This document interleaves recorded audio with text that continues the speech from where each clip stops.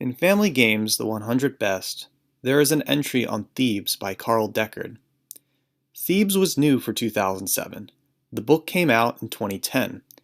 However, Thebes was a fad and remains the only game Peter Prinz has ever made. Thebes is one of the only Eurogames ever listed in this collection. Eurogames are for adults, and the rearing of Eurogames to children is an attempt to make them like their gamer dad.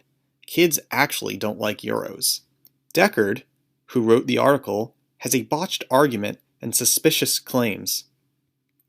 Deckard describes Thebes as relative obscure, unknown to the masses, until the 2007 reissue. This is not true. The masses don't know about the game, even for 2019. There were only 2 versions of the game, and no 3rd edition has ever been released.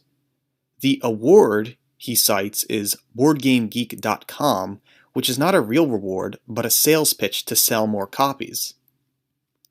Deckard writes, "The true genius of Thebes is how perfectly all these desperate systems are interwoven to form a fluid, atmospheric, and immersive thematic construct.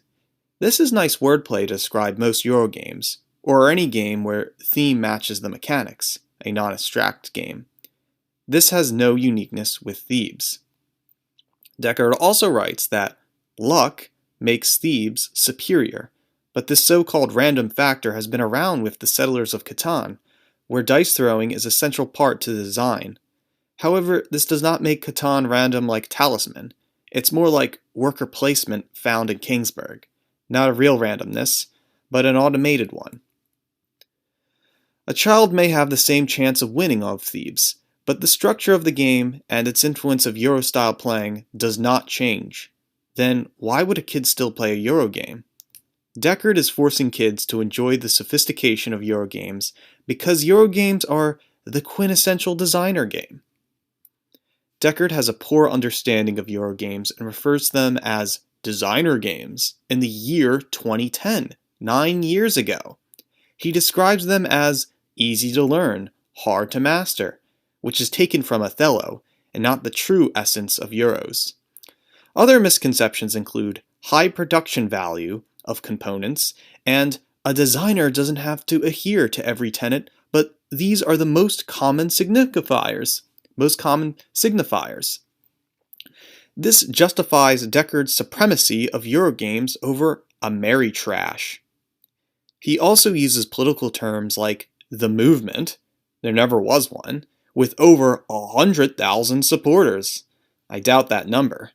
And its Vanguard release. According to Deckard, the only reason to get back into board games is because of Euros.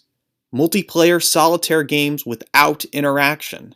This goes against the nature of playing games.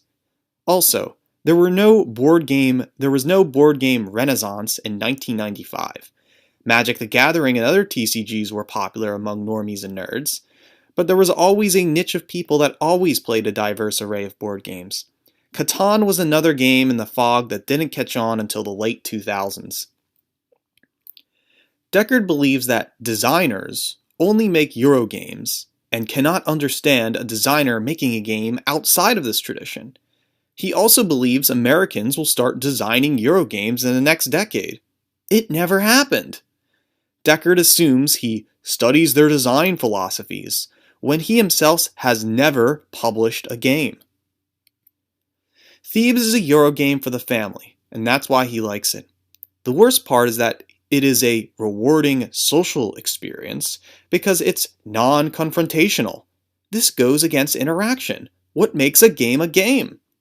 Deckard is implying that Euro games are good because they make docile, obedient, puzzle-solving, STEM-loving intellects that are afraid to interact with one another over a safe space to create within the Euro. How can Euros add depth when it caters to adults who want all choice, while children don't want this? Children want interaction. The Euro nerds want a super fair game that will measure my true potential as a smart person. They completely miss the point of games in general and the reason why people play Risk, Monopoly, or even Cosmic Encounter. Other misconceptions. Here's another quote. Quote, "Why not expand your game library while expanding your children's knowledge and willingness to learn?" Unquote. Deckard wants you to buy war bonds, or be a consumer, and supposedly make your child be smarter by forcing him to play a game you like, that is a Euro. A child is not willing to learn something he hates or finds confusing. Deckard is distorting a child's nature like telling a boy he is a girl. Another quote, quote, "If we make an effort to introduce designs like Thebes to our families, quality strategy games, that is Euros, may become prevalent in America as they are in Germany." Unquote. This has never happened, and Gen X and Boomers are not interested in these games. No large mass of people will ever be interested in Euros. It's exactly like the new hipster factor of Dungeons & Dragons. Euros are not friendly with artsy people. And then there's another quote, quote, "And that's a victory for games as an art form, and for fun." Unquote. Euro games do not constitute art in general, nor games should ever strive to be like Euros as Deckard advocated previously. Also, there is the fun cliché, which is an excuse most people say about playing games, when fun is not the sole factor of playing games. Well, who is Karl Deckard? His bio is full of lies. He graduated with a degree in graphic design and has a film minor, if that makes one look better. He has no games, yet he is called a designer. He launched his career at Nintendo of America, not as a designer, yet later became a real designer at Value Software. He had no real influence within the game Half-Life. He's not even listed in the credits. Deckard has jumped jobs annually, starting in 2010, and has labeled himself as a senior game designer with only 3 years of experience from Value. He assumes he had control over Metroid Prime, but rather an advice giver, like all of his other positions. Deckard never had a position on Diablo 3, and the game was an infamous bomb. There is no credit of Deckard playtesting any board game or war game, which is a lie. Deckard never played a chit-based war game. The biggest lie is here, quote, "Karl has a collection totaling over 2,000 board games," unquote. This number is exaggerated like a death total during a war. Richard Garfield and Reiner Knizia has around 700 board games in their collection.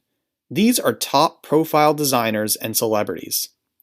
Deckard would have to play a game every day for the next 5 years if he was to ever enjoy his so-called collection of 2,000 board games.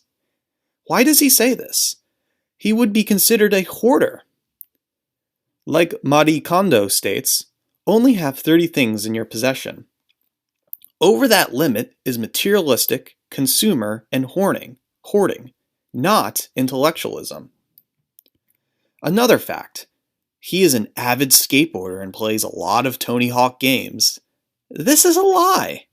How can he skateboard and play a lot of Tony Hawk games, not a significant video game anymore, and still keep up with his 2,000 board game collection?